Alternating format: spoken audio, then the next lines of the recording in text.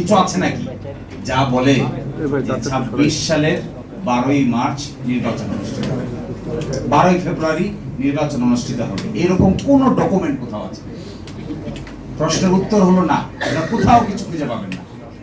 তাহলে এই সময় যে নির্বাচন অনুষ্ঠিত হবে, ইলেকশন কমিশন যে নির্বাচনের তফসিল ঘোষণা করলো, আন্ডার হোয়াট ল? আইনটা কোথায়? কনস্টিটিউশনাল স্কিম নাই। কনস্টিটিউশন স্কিমের বাইরে তো আমরা আগেই চলে গেছি।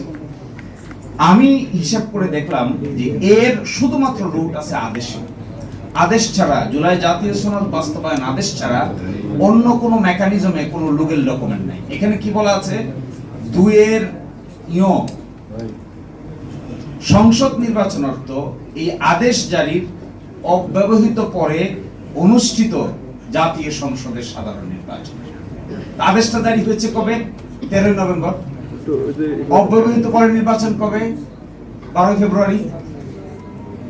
আর গণভোট কি? গণভোটের সংজ্ঞা দেওয়া হচ্ছে। গণভোট হলো এই আদেশ জারি অব্যবহিত পর অনুষ্ঠিত জাতীয় সংসদ নির্বাচনের দিন এই আদেশ অনুসারে গণভোট অনুষ্ঠান করা হবে।